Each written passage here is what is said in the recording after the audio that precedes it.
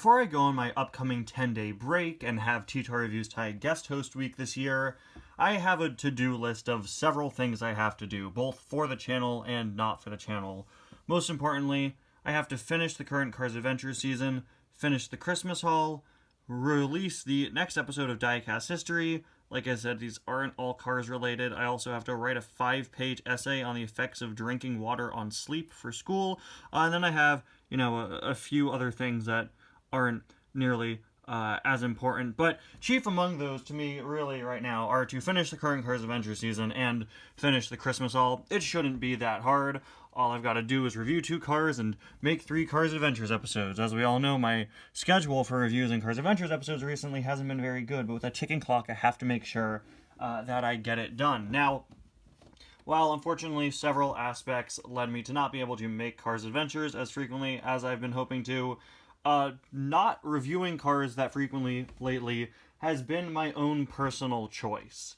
You see, my stores have been absolutely terrible lately. You could probably tell from the fact that it's March and I've only reviewed 2 2024 items, those being the Jeremy and Chieftas pack and Adam Rodriguez. Yeah, my stores have not been good. It's March. You guys need to hurry up. If you saw my YouTube short I posted a few weeks back, which a lot of people ended up watching, you'll know that my local Walmart has had the same 5 cars for the past 5 months now. It hasn't been too good. So knowing that my stores are really bad right now, I made sure to space out the Christmas haul for as long as I could. I mean, we're wrapping it up in March, and I know in past years it has taken a little bit longer, but yeah, I just had to make sure that I spaced out the reviews to make sure that I always had something new to review. So it's taken me 3 months now to get around to reviewing all 12 of these cars, and that was a completely totally deliberate choice because I had to make sure that I had something I could unbox and review. And,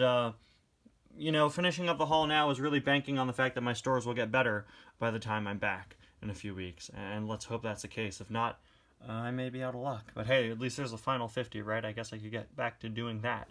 Anyway, guys, welcome back to another review. Today we're going to be taking a look at Officer Murakarmi, an airport security officer from Cars 2. He was a chase released in 2012 as part of the 2011-2012 Cars 2 line. He was number 32 in the series. This is one of those Cars 2 diecasts that I knew of for years, but never really bothered to figure out where he appeared in the movie. I did not know he was airport security until recently. I just thought he was a generic security car in the back of Japan somewhere. But no, there are a few guys that look just like Murakarmi in classic background character fashion. We don't know which one specifically is him. We see a few cars that look just like him work in the airport. I believe he's the one that's a little annoyed at Alex Vandal messing up the metal detector at the airport. There have been several times in the past few years where I've complained about just how obscure some of the characters we're getting in the Cars Diecast line are when they're from new media.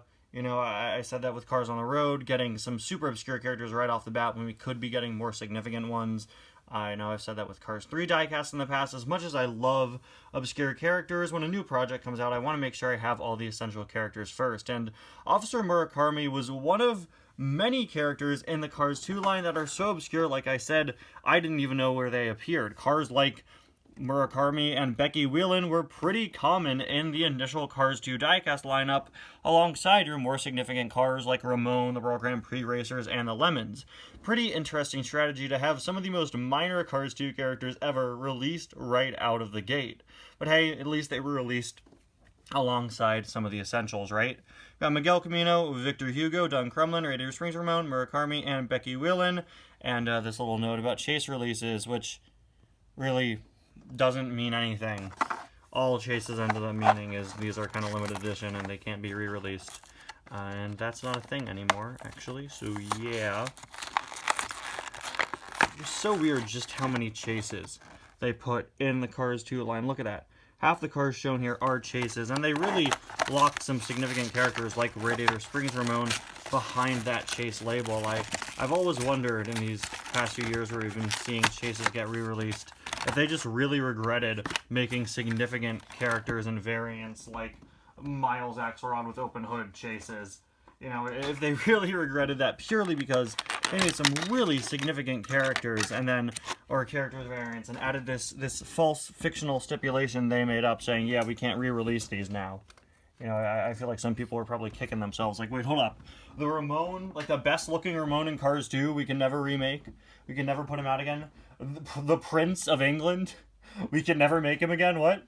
Murakarmi, like many other chases from this era, have ended up being really, really cheap, proving that chases really didn't affect the rarity of an item. Super chases, on the other hand, where an actual stated number of cars were produced, that being around 4,000 or 5,000, obviously that's a different story. Anyway, here is Murakarmi out of the package. I love that facial expression here. Really great face. I also really like the eye expression. Love that he's looking off to the side. We have these light gray eyebrows. This is done on a lot of cars that are painted all white, just so that you have a distinction between the car, the white of their eyes, and the eyebrows, of course. We got the little siren up here. On the side, we have this very cool airport logo with a propeller and some wings and some other little plane-esque graphics. I don't know how you describe that. Moving across the side, on the back we have the number 65. I don't really know what that correlates to. Is it his, like, division he's in? Is it just a personal number to him? I'm sorry, guys. I can't tell you the last time I hyper analyzed the outfit of an airport security worker. It's late. I have to write a 5-page essay tomorrow about the effect of water on sleep. You know what I've learned so far? Drinking water improves your sleep. Okay, thanks, but now I have to find 5 sources that can give me additional information. It's too late for this, man. Okay, so yeah, we've got that actually different badge with some Japanese writing. Very nice. Not sure what that translates back to, but I'm sure it's something along the lines of security or airport security, or maybe, just maybe, if we're lucky, it will translate directly back to chase vehicles comprise less than 1% of vehicles in this assortment. Wouldn't that be such a sick Easter egg? Wouldn't that be crazy if they put that on the back instead of what should be there? That'd be pretty cool. I'm sorry. I really like how the wheels turn out. These are some really unique hubcaps, with very small spokes compared to the rest of the wheel. Yeah, finally, there is a look at the base. Really not all that much to say about this guy. I think, you know, the story of chase releases around this time is far more interesting than the item itself. How they really were like, hey, check it out, these are limited edition. But nowadays, a car like Murakarmi, you could get him for like $7. He was going for $7 when I got him for Christmas.